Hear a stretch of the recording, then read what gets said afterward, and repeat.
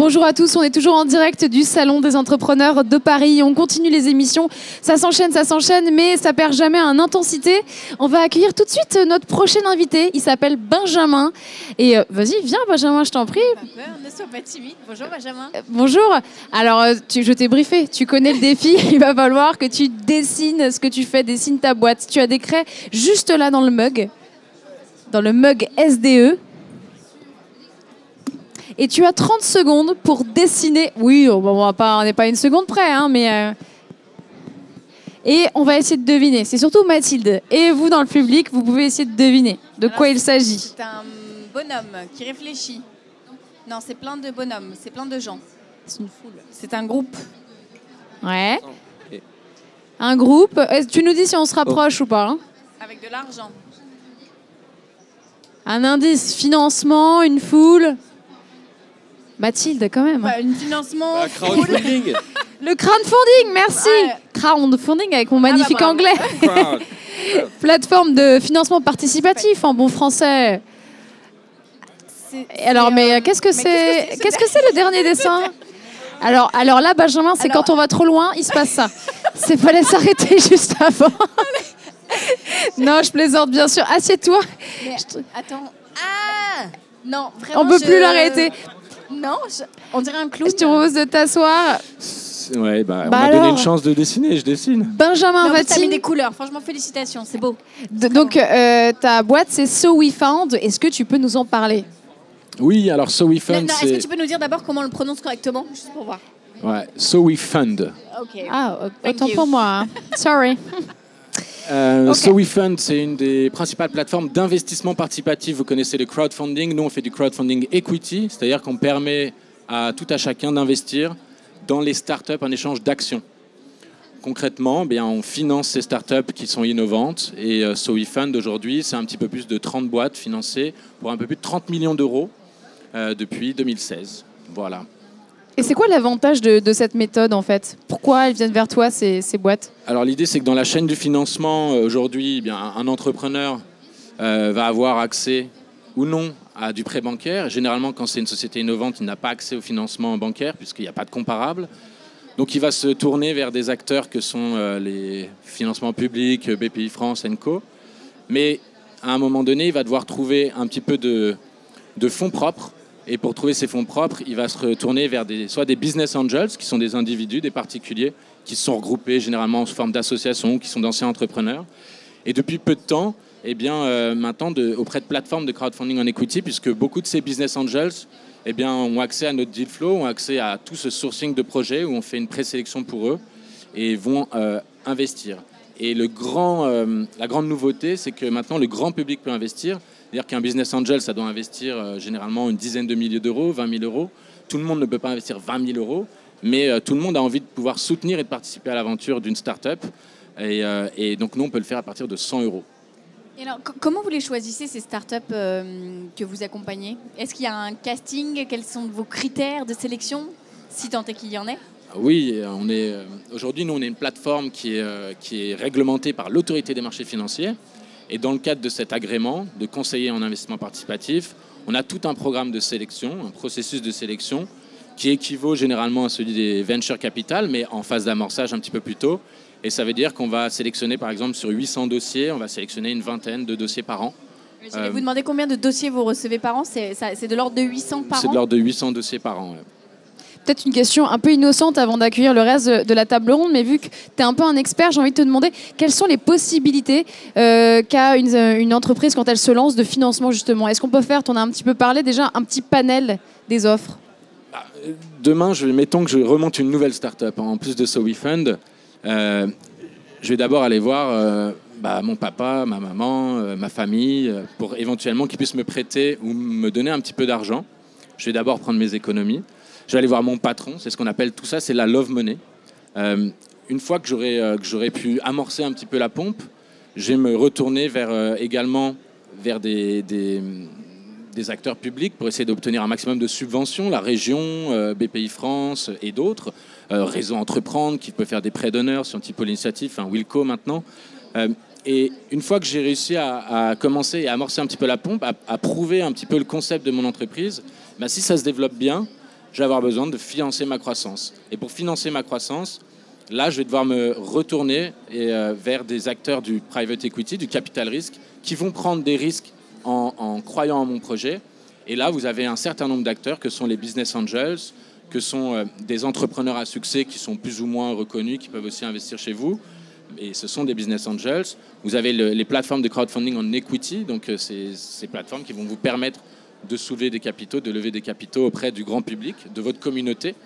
Et vous avez également, à un stade un peu plus avancé, ou en même temps, eh bien, des fonds d'investissement qui sont sur la place et qui vont investir des montants de 100 000 à 5 millions d'euros, 10 millions d'euros après quand on passe dans le capital développement. Il y a toute une chaîne de financement comme ça pour arriver jusqu'à devenir une licorne, une scale-up.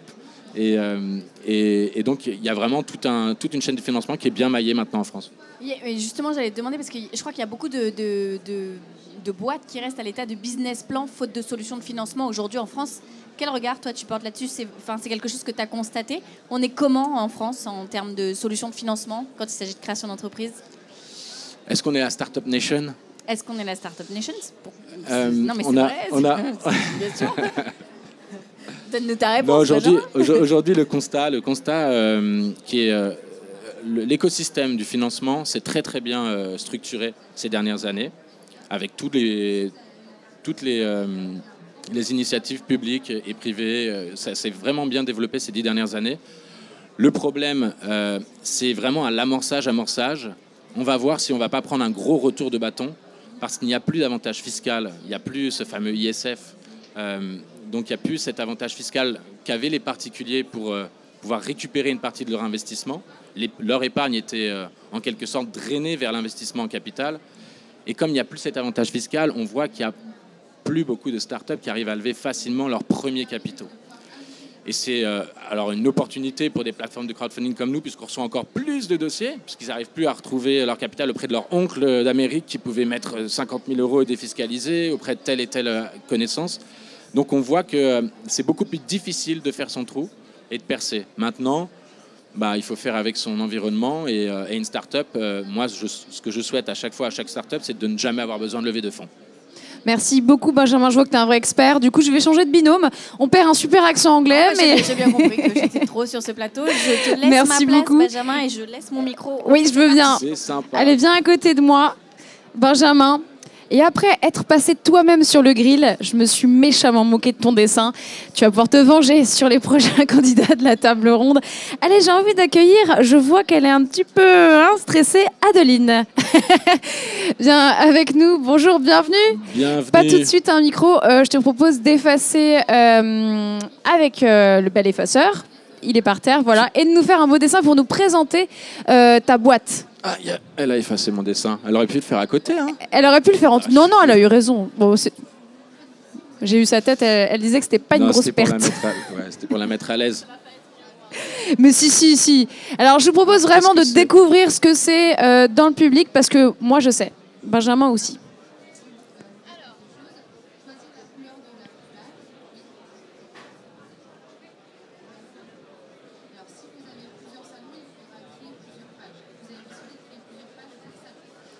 Alors, elle va être dans le détail, j'annonce.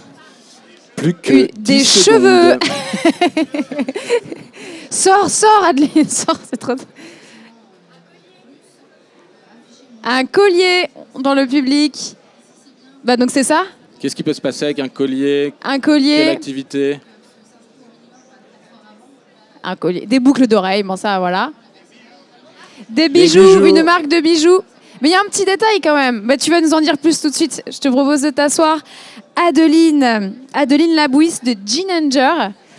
Bienvenue parmi nous. Bonjour, merci. Bravo pour ton dessin. Alors, dis-nous plus avec des super liaisons. Est-ce que tu peux nous parler de Ginger? Oui, non, ça va. Alors, la spécificité, c'est qu'en fait, c'est du Made in France.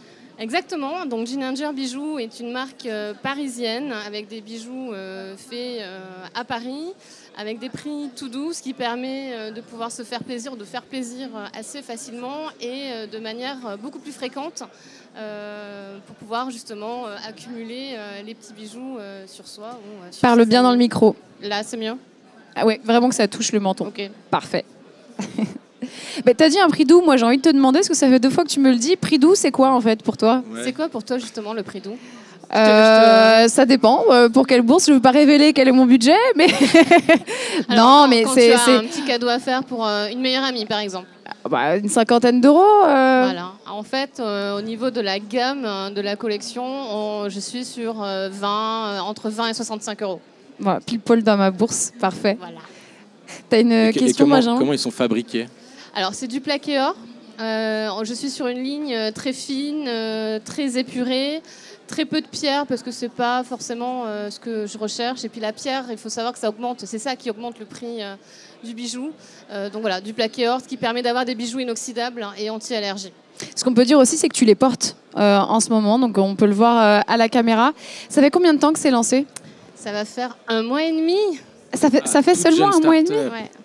Ah bah, félicitations, bravo, joyeux anniversaire. Merci.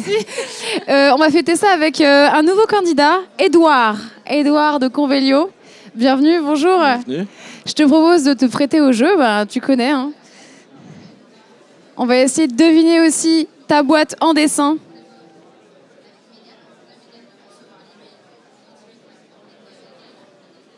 Alors moi je sais ce que c'est, donc encore une fois, n'hésitez pas à deviner dans le public. Alors, est-ce qu'il y a une tentative? De la télé-réalité pour l'instant. Donc voilà, c'est pas ça du tout. Alors, il faut se concentrer sur le dessin qui est tout à gauche, quand même. Ouais. Un indice. Ouais, Picasso, quand peut-être. on connaît la société, c'est évident. Oui, évident. Le transport mais de quoi? Transport de Transport. Transport de journalistes, mais... non. Allez, je vais donner la réponse. On va arrêter le massacre, Édouard. Non, franchement, moi, je vois ce que c'est. C'est juste que, en fait, le premier dessin, je pense que n'a pas été bien compris. C'est un tableau. Eh oui, c'est je un t'en prie, tableau. assieds-toi. Juste à côté, parfait. Transport Dadeline. d'œuvres d'art. Alors, c'est passionnant. Convelio, c'est le nom de ta boîte et c'est du transport d'œuvres d'art. Ça fonctionne. Dis-nous tout. Très bien. Tout à fait. Donc nous, on fait du transport d'œuvres d'art. On a un commissionnaire de transport qui est spécialisé dans le transport d'objets qui sont volumineux, lourds, chers, fragiles. En fait, ce qu'on a fait, c'est qu'on a développé un algorithme qui nous permet de calculer de manière instantanée des prix de transport de partout en Europe vers toutes les grandes destinations en Europe et dans le monde à des prix qui battent toute concurrence. Et moi, j'ai une question, c'est comment est-ce que vous avez eu cette idée? Pourquoi vous avez voulu créer Convelio? Un peu par intérêt, un peu par hasard. Mon associé et moi-même, on travaillait dans un fonds d'investissement et à un petit moment, on est parti travailler dans le monde du design intérieur. Et en fait, on a assez vite réalisé que toute la partie expérience, toute la partie découverte des œuvres d'art, des antiquités, du mobilier un peu qualitatif, était déjà bien avancée. Par contre, toute la partie fulfillment, donc toute la partie de l'expérience click and buy qu'on peut avoir sur Amazon était littéralement inexistante. Donc typiquement, il fallait aller sur une plateforme, on pouvait découvrir des œuvres d'art super sympas, mais c'était très compliqué d'avoir un prix de transport et c'est le problème qu'on a voulu régler. Merci pour ce pitch. Je te propose, Benjamin, d'accueillir Sarah. Une fille, un garçon, une fille, un garçon. Sarah, voilà, il faut te prêter au jeu, pareil. On va essayer de deviner ce que tu fais. Pour l'instant, c'est pas un grand succès hein, dans le public, à côté. Il n'y a pas eu beaucoup, à part pour Adeline et les bijoux.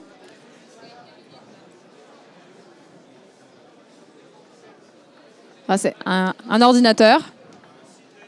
Un site de e-commerce. Déjà, elle dessine en perspective, donc elle a plus de chances qu'on trouve. Il y a du 3D, Il y a du 3D 2D. et tout, là.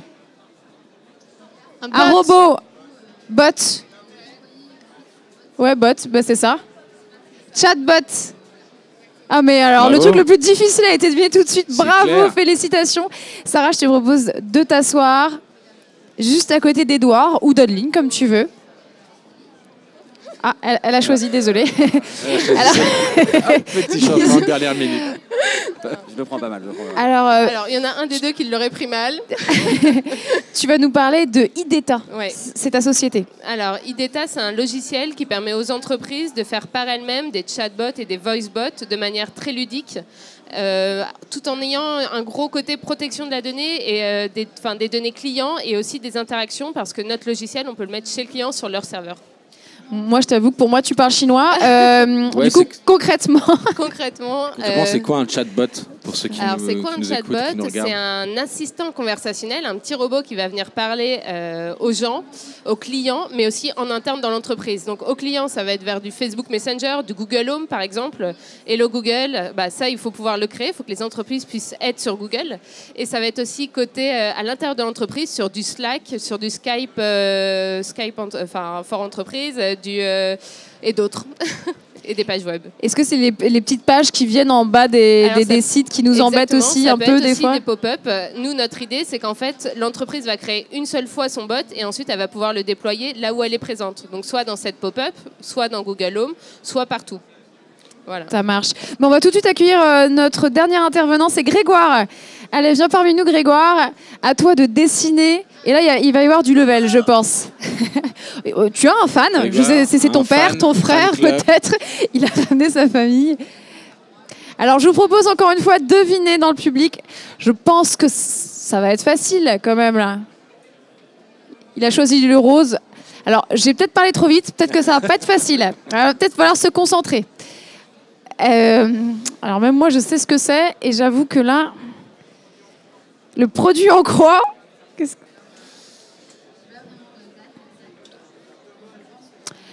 Moi, je dirais cellule. Ça ressemble quand même beaucoup au dessin de Madame la Ministre. Moi, je vois pas. Est-ce que quelqu'un a une idée? Pardon? Des services en mathématiques. Soutien mathématique? Non, mais tu pourrais... Voilà. En plus, je sais qu'il y a des passionnés dans la salle. C'est un petit outil. Un drone. Un drone. J'ai donné un bel indice quand même. Hein. Oh, merci beaucoup Grégoire, tu vas tout nous raconter, je pense. Tu vas tout nous raconter. Surtout pourquoi ce dessin. On t'écoute. Bonjour. Alors je m'appelle Grégoire 5H, je suis le fondateur d'Ivadrone. Vous m'entendez bien? Ça va? On t'entend bien. Ivadrone, ouais. Ivadrone, tout à fait. En fait, j'avais dessiné le logo à la base qui ressemble à un drone vu du dessus, mais visiblement le message. Un drone vu du dessus, oui. Ça, voilà. Ouais. Et donc nous, on est la première plateforme de booking d'intervention par drone à destination des industriels, des entreprises. Voilà. D'accord, mais concrètement, qu'est-ce que vous faites? En fait, on s'est rendu compte qu'aujourd'hui, il y a beaucoup d'industriels, beaucoup de secteurs d'activité qui ont un besoin qui est devenu global et généralisé sur le territoire en intervention par drone, donc inspection ou autre. Et le problème, c'est qu'en face, on a un marché qui est complètement déstructuré. Donc l'idée, c'était de proposer, étant donné que ces entreprises ont maintenant un besoin en volume, de proposer non pas juste une prestation par drone, ça ne sert à rien, mais de structurer, de créer une plateforme et un maillage de télépilotes au niveau national pour pouvoir intervenir et piloter des gros volumes de missions en fait, sur l'ensemble du territoire français. Merci beaucoup Grégoire. Moi, j'adore cette table ronde parce que vous faites tous des choses complètement différentes. Mais il ne faut pas oublier le cœur du sujet. On va parler de financement. Et en fait, là, on va tous vous donner la parole pour que vous nous expliquiez peut-être, vous en premier, par exemple, Sarah, vu que tu as le micro, comment tu t'es financée au début, quelles ont été tes méthodes? Alors nous, au tout début, on a fait de la prestation de service pour nos clients, ce qui a permis quand même de ramener un petit peu d'argent. Et quand il a fallu faire le produit réellement, là, on a fait une levée de fonds. On a fait une levée de fonds de 700 000 € au global, en comptant justement à la fois du prêt d'honneur, à la fois des business angels et à la fois du financement public, des subventions. Donc tout ça a fait une enveloppe de 700 000 €. Et là, vu que maintenant on augmente et on va aller plus vers de la croissance, non pas produit mais commercial, vu qu'on a des bons retours commerciaux, là on fait une levée de fonds en juillet qu'on prévoit autour de 2-3 millions. Voilà. Alors, premier témoignage, levée de fonds, Benjamin, ça t'inspire quoi? Ça m'inspire qu'au moins elle a fait son fameux POC. En tout cas, elle était en train de le terminer là. Et lever 700 000 €, alors je ne sais pas quelle est la part financement public, financement privé, equity, mais ça doit être la moitié-moitié, puisque généralement il faut 1 € de fonds privés pour 1 € de fonds publics. C'est bien, c'est une belle aventure. Elle a déjà fait sa preuve commerciale. Maintenant, j'imagine qu'il faut qu'elle scale et qu'elle délivre un petit peu plus tout de sa boîte. Moi, je suis curieux juste de savoir, est-ce que tu as une petite anecdote est-ce que ça a été facile de lever des fonds? Alors, est-ce que ça a été facile? On est sur un milieu qui a été assez concurrentiel et du coup, faire comprendre notre produit et notre différenciation, c'était un peu dur parce qu'en fait, il y a toujours ce premier abord. Il y en a des tonnes, quoi. Exactement. Sauf qu'en fait, on a 3 points très différents, mais je vais peut-être pas en parler. Mais on a 3 points très différents pour ceux que ça intéresse et qui veulent venir m'en parler plus tard, mais qui du coup sont, faut les faire comprendre en fait à notre interlocuteur qui est pas forcément tech, qui est pas forcément du métier, etc. Donc il y avait ce point-là qui était assez difficile.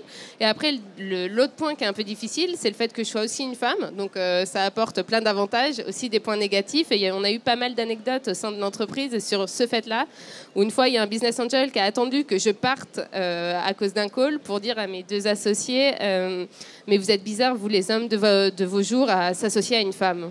Et du coup, en fait, ce que j'ai trouvé, à la limite, pourquoi pas, mais pourquoi il ne me le dit pas en face? Et en fait, ce que j'ai trouvé assez drôle, c'est le côté... finalement très faible d'attendre mon départ pour pouvoir le dire à mes associés. Donc ça a été un mélange d'anecdotes et de choses assez drôles et en même temps c'est faisable, mais c'est vrai que je pense que dès le début, nous c'était notre première levée de fonds, enfin on n'a pas eu d'autres entreprises avant et je pense qu'au début ça demande d'être vraiment très rigoureux sur qui on vise réellement et je pense qu'on s'est un peu perdu au début dans qui on allait voir et qui en fait on voulait avoir avec nous. Juste, ça a pris combien de temps? Et est-ce qu'il investit ce Business Angels? Est-ce que quoi? Est-ce qu'il a fini par investir ce Business Angels? Non. Non, on l'a refusé.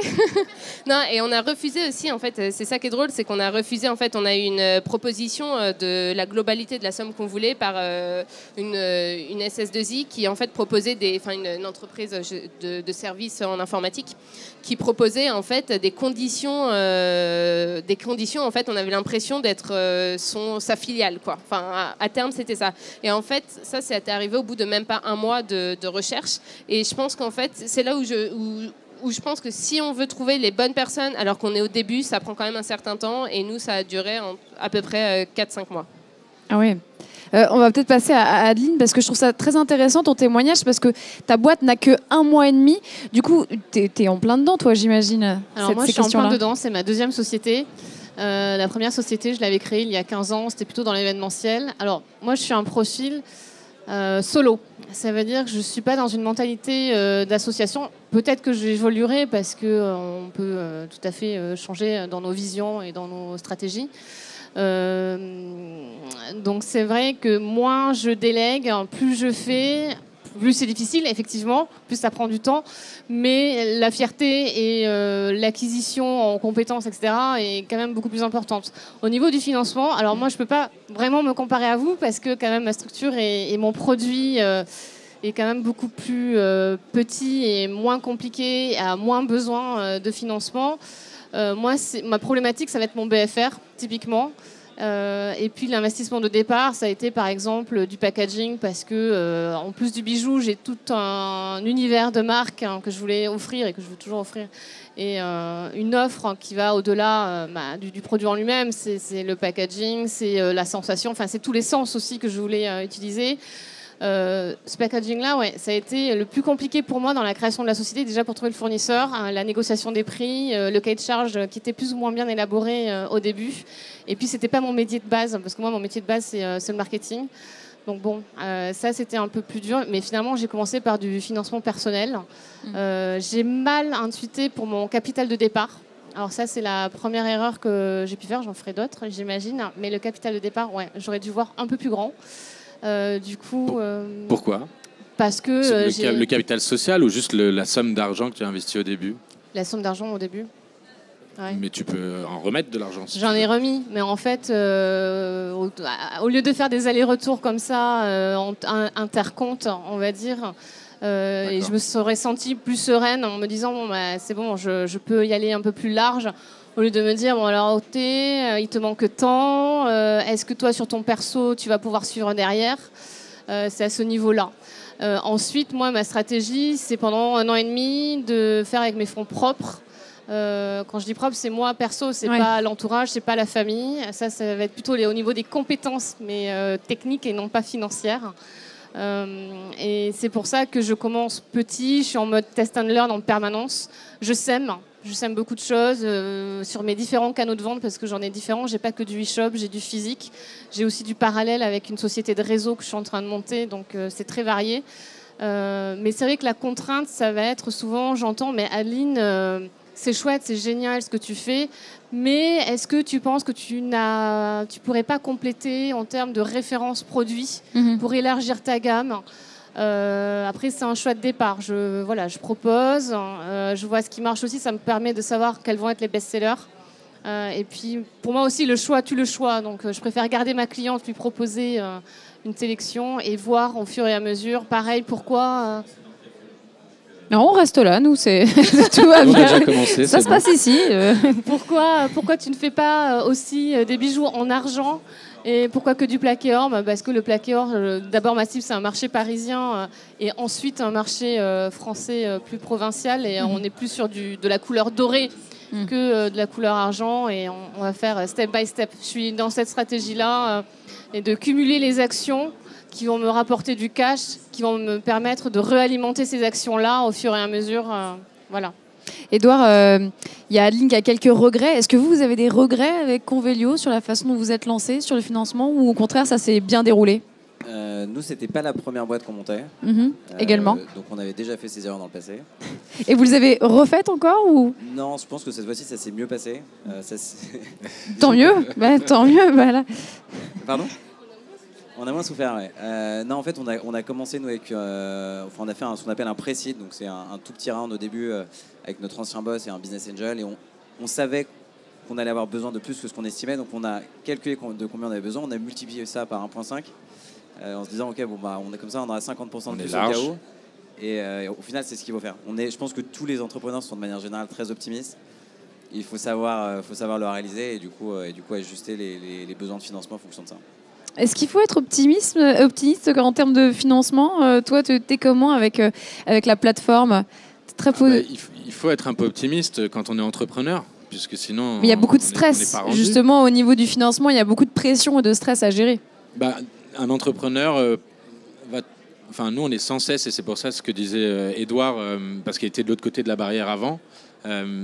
Pour le coup, généralement, un entrepreneur, ça va toujours essayer de viser au plus juste, parce que quand on trouve des financements et qu'on cherche des financements en private equity, en capital, on cède du capital.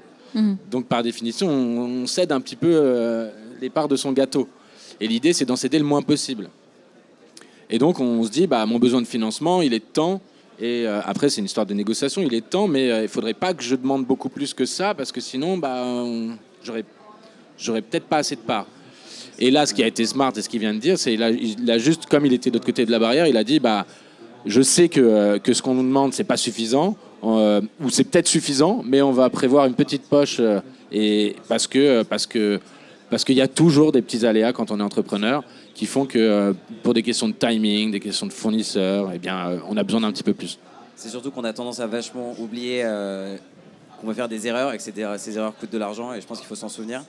Après, je pense que en toute franchise, ce que nous on a réalisé en faisant la deuxième levée de fonds qu'on a fait en juillet, c'est qu'au final, à chaque tour, il faut lâcher en moyenne un certain pourcentage. Et in fine, il faut essayer de lever le plus possible parce que de toutes les manières, grosso modo, on devra lâcher 20, 22, 25%. Et ça, c'est quelque chose qu'on a appris dans le process, donc c'est peut-être quelque chose que je peux partager avec d'autres personnes. C'est quand vous arrivez devant les investisseurs et qu'ils vous disent vous pensez que vous avez besoin de 700 000, c'est dire tout de suite, OK, on a besoin d'1 million parce qu'il faut essayer de lever le plus possible assez tôt, une fois qu'on rentre dans ce process-là qui est hyper chronophage. Parce que de toutes les manières, vous allez devoir lâcher 20-22%, et ça devient un peu un market standard, c'est-à-dire en seed, il faut lâcher 20-22%, en série A, c'est à peu près la même chose. Et nous, c'est quelque chose qu'on a réalisé dans le temps. Je te vois réagir. Si je peux me permettre, pas d'accord. Si je peux me permettre de rebondir, je pense que chaque situation est différente. Moi, ça a été l'inverse. J'avais fixé sur ma première levée, qui était vraiment pareil, un peu love money, un peu amorçage, pour mettre le pied à l'étrier.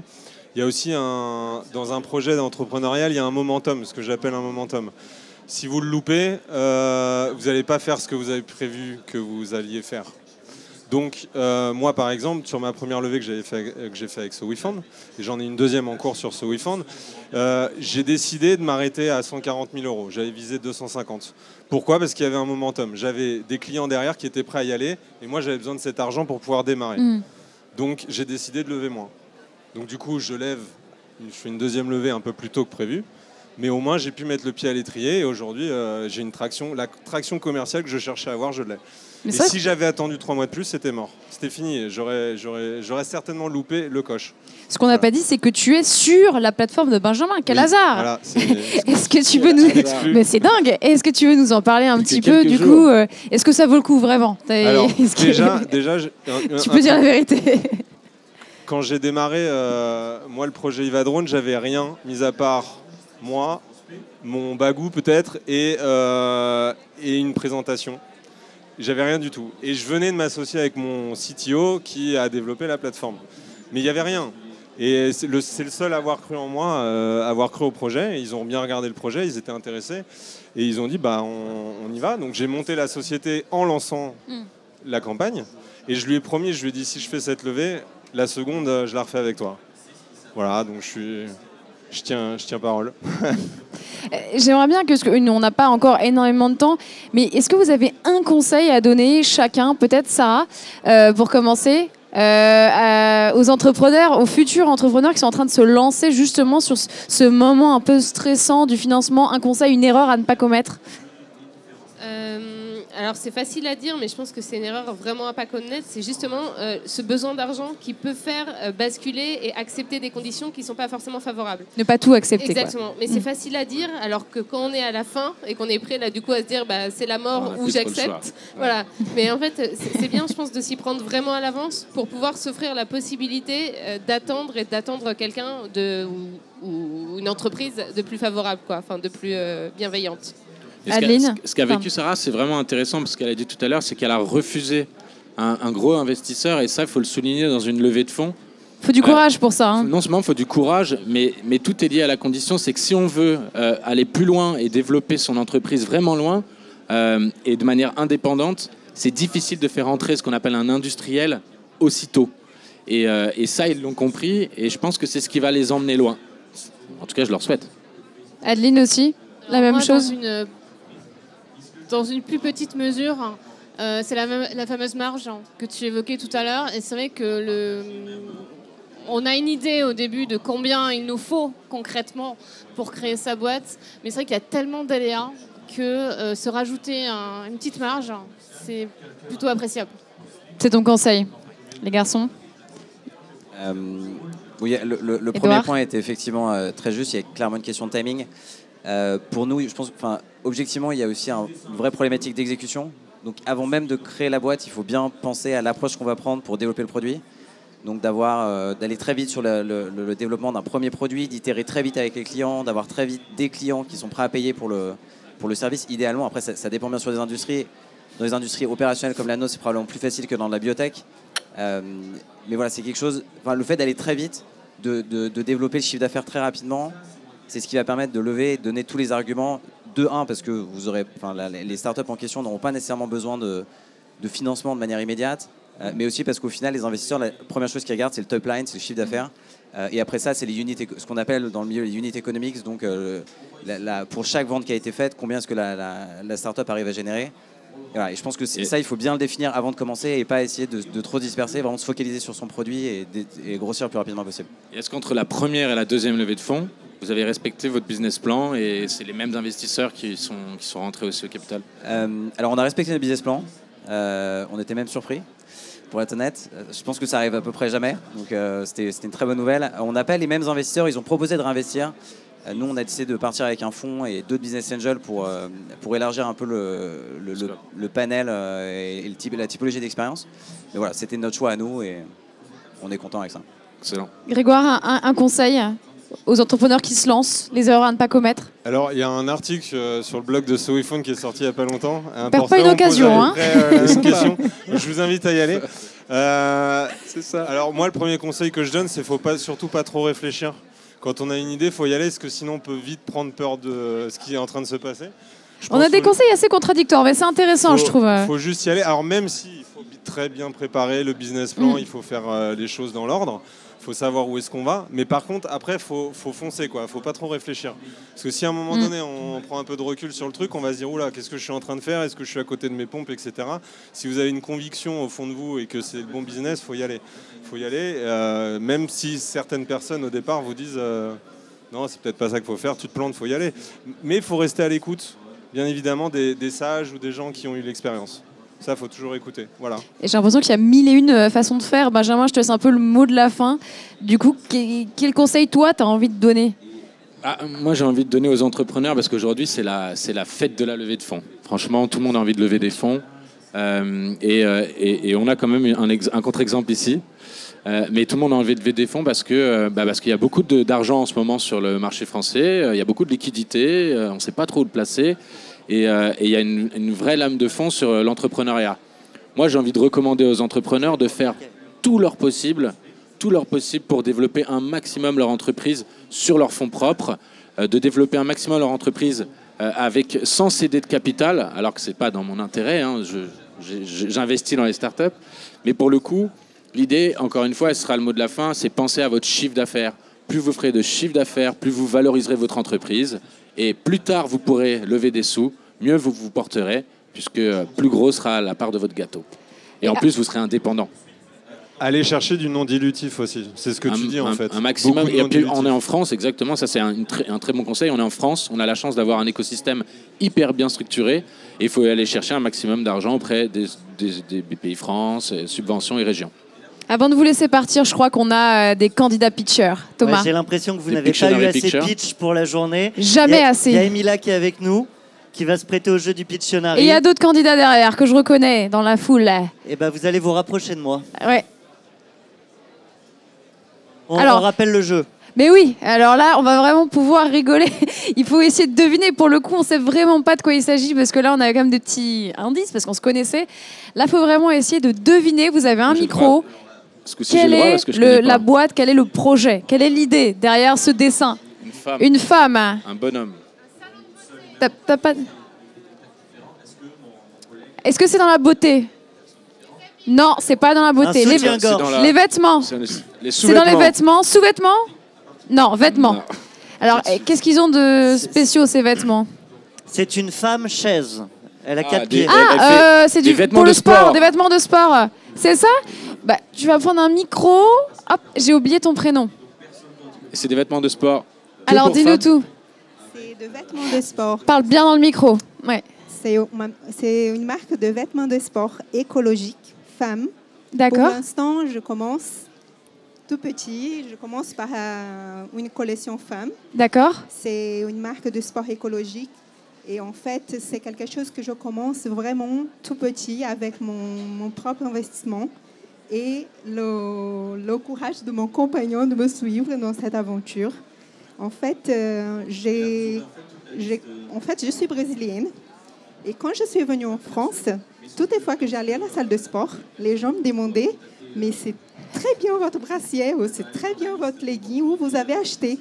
Et du coup, c'était des vêtements que j'ai ramenés du Brésil. D'accord. Et là, ça me fait genre pling, le chiffre dans ma tête. Et j'ai convaincu mon compagnon de partir au Brésil pour aller visiter la marque de sport que je portais depuis 17 ans et que je connais très bien, qui a une très bonne qualité. Et ils ont vraiment un engagement avec l'environnement, la protection de l'environnement et aussi cette question de travailler dans toutes les normes possibles pour les employés, voilà. Une marque éthique, en fait. Voilà, aussi. Est-ce que tu peux nous en rappeler le nom parce que je ne l'ai pas bien saisi? Alors, ça s'appelle en anglais, c'est IL Sport Action. Mais en français, vous dites EL Sport Action. Avec le bon accent français, bravo. Merci beaucoup, on était ravis de t'avoir pour ce moment et on te souhaite bonne chance. Et courage parce que c'est pas très évident. La motivation, c'est quelque chose qu'on peut perdre très rapidement parce que depuis le 5 janvier, j'ai lancé le site internet. Il est en ligne, vous pouvez acheter les vêtements. Mais c'est comme on reste là devant l'ordinateur, il va arriver les commandes, il va arriver les commandes. Il faut faire du sport. Mais voilà. On te souhaite vraiment Merci bonne beaucoup. chance. Merci Vraiment. beaucoup. On va passer au candidat ou à la C'est candidate sportif devant suivante. sa boîte. Alors, il y a Anaïs qui est avec nous. Alors Anaïs, je sens la motivation déjà dans le pas. Ça va être intéressant. Vous êtes prêts à jouer aussi dans le public qui est nombreux? Allez, je Avec passe nos avec entrepreneurs. le micro. Tu sais ce qu'elle fait? Vas-y, lance-toi. C'est une usine. L'usine. Une usine, donc pas d'usine. Plus d'usine. Il n'y a plus d'usine. Il n'y a plus besoin d'usine. Elle tue l'emploi en France. L'artisanat. L'industrie du futur. Devant Ah, plus l'achat en d'usine, ligne. Maintenant, on va derrière son ordinateur. La rencontre. Trouver des partenaires. On est dans sa bulle. On est dans sa... Est-ce qu'on pour se de l'emploi, rapproche non au moins? Est-ce C'est qu'on- pour du recrutement? On parle dans le micro, c'est peut-être des bonnes idées.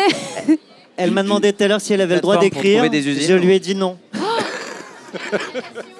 Et elle a respecté, c'est bien. C'est une plateforme dans laquelle on essaie de fabriquer directement les produits chez soi et de les revendre. C'est ça? C'est un rébut. Non, ça, j'aurais c'est dit. pas ça du tout. C'était bien Voilà. tenté. C'est une plateforme pour trouver Une des plateforme idées. d'idées? Oui, un petit peu. Pour réaliser ses idées. Je crois qu'il va falloir Et mettre... 5, 4.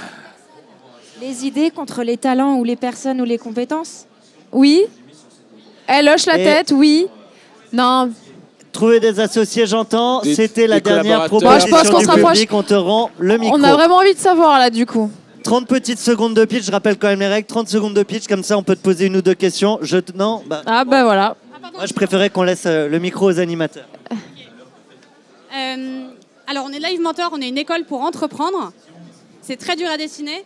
Le pitch rapidement, il y a 10 millions de Français qui veulent entreprendre.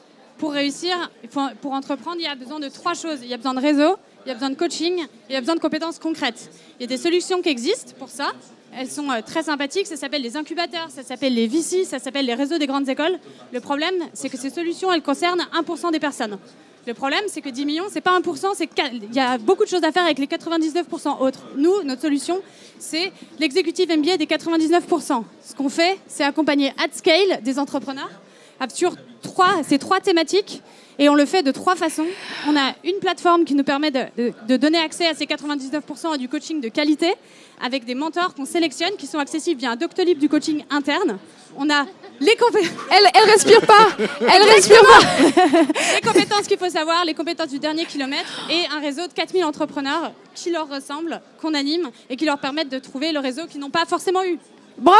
Et le nom de ta boîte? Ouais, Live Mentor. Mentor. Live Mentor. Merci beaucoup. Mais chapeau. Vous êtes Ah là, je crois qu'elle a tout dit. Il y a quand même une question. Ça Même veut si avec un pitch comme ça, il n'y a presque plus rien à demander. Ouais, je sais plus Il y quoi a quand dire. même une question de Benjamin. Bah, pour le coup, aujourd'hui, c'est combien de collaborateurs Live Mentor et c'est combien de clients? Oui, alors on a formé 200 000 personnes sur nos formats gratuits, Eh 4 000 sur nos formats payants. On est 20 salariés et ça fait 2 ans qu'on existe. Eh ben, félicitations. Bravo à vous et bravo pour ce pitch. Hein. Vraiment bel Super exercice. Je sais qu'on est speed. Je vous propose On a le d'accueillir temps. une dernière start-up, celle de Sofiane. Allez, Sofiane. On me dit une avant-dernière. Bah oui, alors c'était l'avant-dernière. Ben alors, rapidos.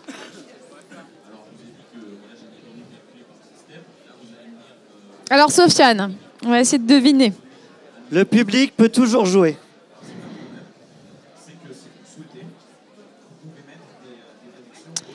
Ah, c'est l'Europe. C'est l'Europe. ouais. J'ai reconnu l'Espagne et l'Italie. Trop vite. Ah, franchement, oui. Enfin, Ok, donc L'Afrique, le l'Afrique. monde. Bah, si on dit le monde, La t'es pas obligé de tout Méditerranée. faire. Ah, l'Algérie.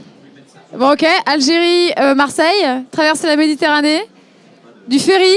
Exportation. Ouais, du transport entre l'Algérie et la France. Du tourisme? Non, peut-être Ouais, des du entreprises tourisme, de c'est dans le là-bas. tourisme. Il acquiesce, c'est dans le tourisme. Dans le désert. tourisme responsable. C'est du tourisme dans le désert, Sofiane. Bravo. On peut te donner un ça. Bien micro. joué. Ouais, pardon. Explique-nous tout et dis-nous surtout le nom de ta boîte, Sofiane. Alors bonjour à tous, ma société elle s'appelle Riwaya Travel. Donc Oui. Riwaya ça veut dire poésie, poème en arabe. Donc du coup on a promu tout récemment la destination algérienne. On est le premier tour opérateur algérien qui envoie des touristes de partout en Europe et même d'Asie vers l'Algérie. C'est en matière de communication beaucoup de travail. Merci du coup au Maroc et à la Tunisie qui nous ont pas facilité le travail à ce niveau-là. Mais il y a beaucoup à voir. C'est plus de 6000 km² de frontières avec les autres pays, plus de 3 millions de kilomètres carrés de superficie, et ça fait 4 fois la France. Donc n'hésitez pas à vous intéresser, c'est une nouvelle destination en vogue, et Alger, c'est la capitale du moment. Super. Est-ce qu'il y a une question, une seule question peut-être pour Sofiane qui a fait un super pitch parmi nos intervenants? Bravo, bah voilà, je crois que tu es validé. Félicitations. Je crois qu'on a le vrai dernier pitch de notre session. Et on continue notre tour du monde et on s'arrête à Paris avec Marion. Marion. Alors, on va regarder ton dessin. Lance-toi. Ah. Mets-toi bien sur la gauche qu'on puisse te voir. Voilà, parfait. La Tour Eiffel. C'est du tourisme aussi? Non?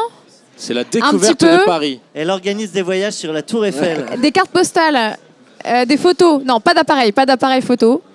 Il y a de l'écriture. Modem. Bouh. Ah, Made in China. Ok, donc c'est du Made in France. C'est du Made in France. C'est un peu facile, on te l'accorde. T'aurais pu faire un drapeau bleu, blanc, rouge. Ah, des bagues Made in France. Des bijoux Made in France. Des bijoux Made in France. On a de la concurrence, on a Adeline quand même sur le plateau. Des bijoux pour femmes. Vous connaissez?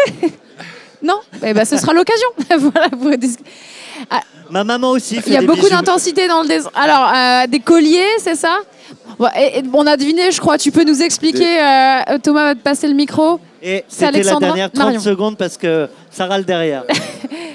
Marion, on t'écoute. Oui, c'était pour vous présenter mon projet, du coup, qui s'appelle Leaena, qui vient de Lyon en latin. Et c'était pour promouvoir un peu le Made in France, l'artisanat français. Et là, pour l'instant, je viens juste de commencer, mais l'objectif, c'était de justement promouvoir le travail des femmes par les femmes pour les femmes. Et du coup, de recruter des femmes via une plateforme. Je suis désolée, je suis arrivée après, mais ça existe un peu partout. Par les femmes pour les femmes, et des femmes qui sont en difficulté de réinsertion sociale ou à 5-10 ans de la retraite, ou qui souffrent d'un handicap. On est sur des métiers de tissage, et du coup on n'a pas besoin de qualification outre mesure. Donc voilà, c'était un peu une forme d'entreprise sociale. C'est passionnant. Donc vous pouvez aller faire un petit tour sur le site. C'est tu peux nous rappeler le nom? Voilà. Merci. Merci à toi, et c'est parfait en fait de créer des rencontres comme ça sur le plateau, sur la barre de We Do Biz. C'est aussi notre but, on est ravis. On a un petit peu dépassé, mais on s'en fiche en fait parce qu'on a passé un bon moment. Oui, Sarah, bien sûr. Mais elle va jamais finir cette émission. On part avec le micro. Est-ce que tu as rencontré une association, enfin une entreprise d'ailleurs qui s'appelle Tech for Change, qui justement peut t'accompagner dans la création d'entreprises sociales et solidaires? Mais en fait, là, je commence tout juste.